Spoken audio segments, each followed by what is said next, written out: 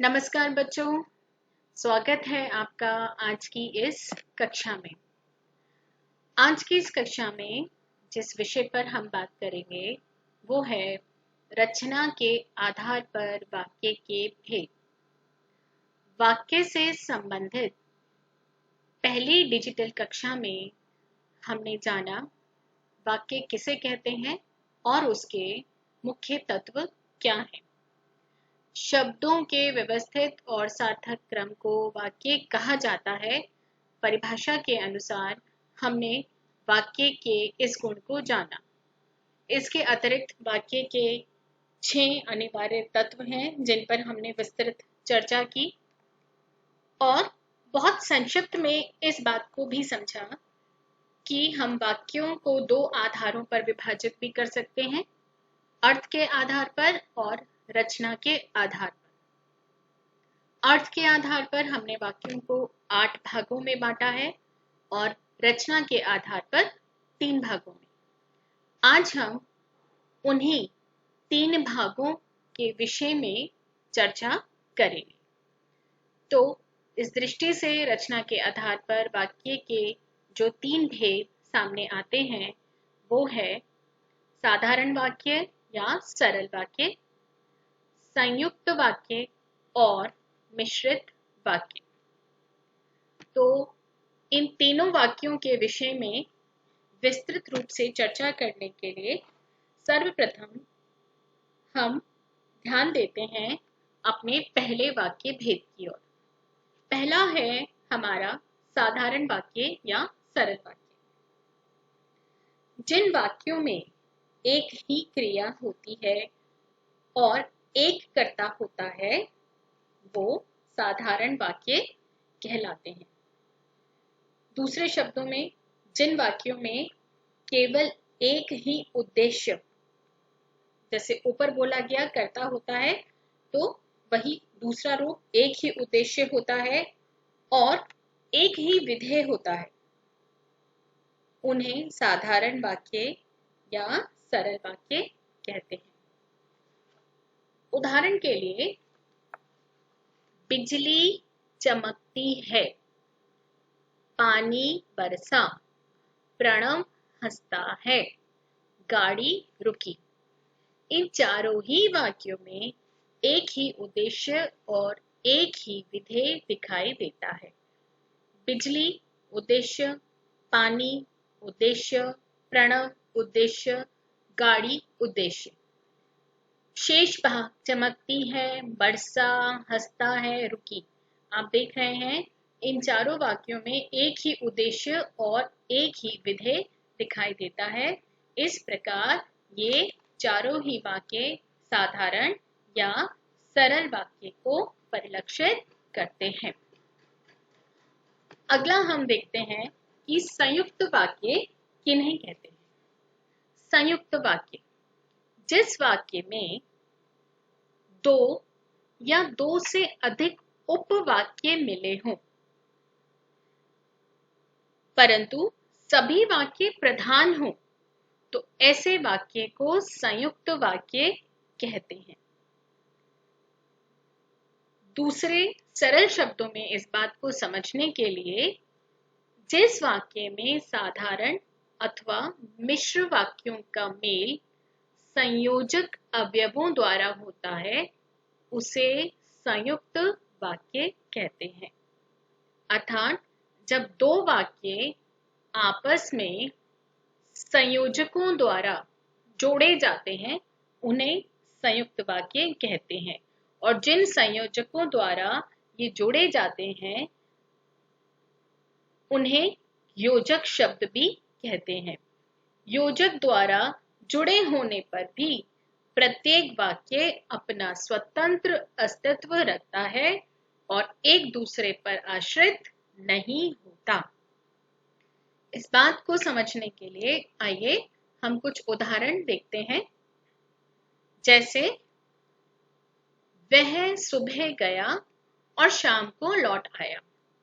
इस वाक्य में और शब्द हमारा संयोजक या फिर योजक है जो 2 साधारण वाक्यों को आपस में जोड़ने का उनका मेल करने का कार्य कर रहा है। और यदि हम इस योजक चिन्ह को, इस योजक शब्द को बीच में से अगर हटा देते हैं तो दोनों वाक्यों का स्वतंत्र अस्तित्व दिखाई देता है। दोनों ही वाक्य एक दूसरे पर आश्रित नहीं है।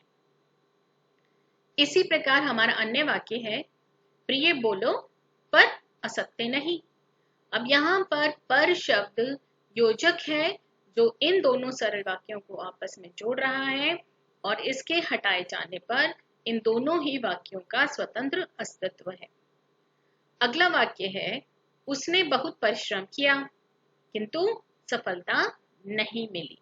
यहाँ पर भी किंतु शब्द द्वारा, किंतु योजक द्वारा, किंतु या संयोजक द्वारा दोनों वाक्यों का मेल किया जा रहा है।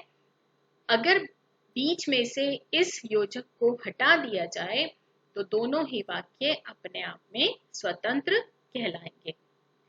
वह सुंदर है मगर स्वस्थ नहीं है। यहाँ पर भी मगर योजक शब्द द्वारा दोनों वाक्यों को आपस में मिलाया गया है और इसे हटाने पर दोनों ही वाक्यों का स्वतंत्र अस्तित्व बनता है। अगला वाक्य है, जल्दी करो नहीं तो रेलगाड़ी छूट जाएगी। फिर से यहाँ पर नहीं तो के माध्यम से, इस संयोजक के माध्यम से दो वाक्यों को मिलाकर एक वाक्य बनाया गया है और इसको बीच में से अगर हटा दिया जाए तो दोनों वाक्यों का स्वतंत्र अस्तित्व है। इस प्रकार जिन वाक्यों में दो या दो से अधिक सरल वाक्य योजकों, और वो योजक चिन्ह कौन कौन से हो सकते हैं, और, एवं, तथा, या, अथवा, इसलिए, अतः, फिर भी, तो, नहीं, तो, किंतु, परंतु, लेकिन, पर आदि और भी हो सकते हैं से जुड़े हों उन्हें संयुक्त वाक्य कहते हैं। तो इस प्रकार आपने देखा कि जो सरल वाक्य है उसमें एक ही उद्देश्य है और एक ही विधेय है। संयुक्त वाक्य में दो सरल वाक्यों का मेल किया जाता है जो कि योजक शब्दों द्वारा जुड़ा होता है। अगला हमारा आता है मिश्र वाक्य। मिश्र वाक्य में एक से अधिक वाक्य मिले तो होते हैं किंतु उनमें एक प्रधान उपवाक्य होता है तथा शेष आश्रित उपवाक्य होता है। अर्थात जिस वाक्य में मुख्य उद्देश्य और मुख्य विधेय के अलावा एक या अधिक समापिकाएं क्रिया हो उसे मिश्रित वाक्य कहते हैं। उदाहरण के लिए, मैंने एक खिलौना खरीदा जो बैटरी से चलता है। अब यहाँ पर जो मुख्य वाक्य है, जो प्रधान उपवाक्य है, वो है मैंने एक खिलौना खरीदा, और जो शेष वाक्य है वो है जो बैटरी से चलता है। अब जो शेष वाक्य है, जो बचा हुआ वाक्य है, इसको हम बोलते हैं आश्रित उपवाक्य, जो कि प्रधान उपवाक्य पर आश्रित है। तो परिभाषा के अनुसार जिस वाक्य में एक से अधिक वाक्य मिले हों किंतु एक प्रधान उपवाक्य तथा शेष आश्रित उपवाक्य हो, मिश्रित वाक्य कहलाता है। इस दृष्टि से यह वाक्य मिश्रित वाक्य का उदाहरण है। मैंने कौन सा खिलौना खरीदा? वो जो बैटरी से चलता है। तो यहाँ पर मैंने एक खिलौना खरीदा प्रधान उपवाक्य और जो बैटरी से चलता है वो आश्रित उपवाक्य। इसी प्रकार मैं जानता हूं कि तुम्हारे अक्षर अच्छे नहीं बनते। मैं जानता हूं, मुख्य वाक्य, प्रधान उपवाक्य। क्या जानता हूं कि तुम्हारे अक्षर अच्छे नहीं बनते। यहाँ पर इस वाक्य में जो शेष है वो आश्रित उपवाक्य है। इसी प्रकार जो लड़का कमरे में बैठा है वह मेरा भाई है। तो जो रेखांकित भाग है वो है प्रधान उपवाक्य, वह मेरा भाई है। कौन? जो लड़का कमरे में बैठा है। इसका अर्थ यह भी हुआ कि जो आश्रित उपवाक्य है वो वाक्य के अंत में, जैसे यहाँ पर जो बैटरी से चलता है अंत में आया है, और यहाँ पर वाक्य के आरंभ में आए, जो लड़का कमरे में बैठा है। आश्रित उपवाक्य वाक्य के अंत में भी आ सकता है, वाक्य के आरंभ में भी आ सकता है और वाक्य के मध्य में भी आ सकता है। यहाँ पर आश्रित उपवाक्य आरंभ में है, जो लड़का कमरे में बैठा है, और मुख्य या प्रधान वाक्य उपवाक्य वह मेरा भाई है। इसी प्रकार एक अन्य उदाहरण और है, यदि परिश्रम करोगे तो उत्तीर्ण हो जाओगे। उत्तीर्ण हो जाओगे प्रधान उपवाक्य कब? यदि परिश्रम करोगे तो। इस प्रकार इस वाक्य में भी जो आश्रित उपवाक्य है वो वाक्य के आरंभ में आया है। तो इस प्रकार आपने देखा कि उपयुक्त वाक्यों में जो रेखांकित उपवाक्य हैं वो प्रधान है और शेष आश्रित उपवाक्य। जिन वाक्यों में एक प्रधान उपवाक्य हो और अन्य आश्रित अथवा गौण उपवाक्य हो तथा जो आपस में की, क्योंकि, जितना, उतना, जैसा वैसा, जब तब, जहां तहां, जिधर उधर, अगर, यदि, तो, यद्यपि, तथापि आदि से मिश्रित अर्थात मिले जुले हों उन्हें मिश्रित वाक्य कहते हैं। इनमें एक मुख्य उद्देश्य और मुख्य विधेय के अलावा एक से अधिक समापिकाएं क्रियाएं होती हैं। समापिकाएं क्रिया को बोलते हैं क्रिया को समापन करने वाली। उदाहरण के लिए जैसे यहाँ पर एक वाक्य है चलता है, तो यहाँ पर दो समापिकाएं क्रिया है। यहाँ पर जानता हूं, यहाँ पर दो समापिकाएं क्रिया है। तो यहाँ पर एक से अधिक समापिकाएं क्रिया भी हो सकती है। रचना के आधार पर इन तीनों वाक्य भेदों को अगर हम विश्लेषित करें तो किस प्रकार से हम कर सकते हैं। वाक्य के विभिन्न अंगों को अलग अलग किए जाने की प्रक्रिया को वाक्य विग्रह कहते हैं। इसे वाक्य विभाजन या वाक्य विश्लेषण भी कहा जाता है। सरल वाक्य का विग्रह करने पर एक उद्देश्य और एक विधेय बनता है। संयुक्त वाक्य में योजक को हटाने पर दो स्वतंत्र उपवाक्य यानी दो सरल वाक्य बनते हैं।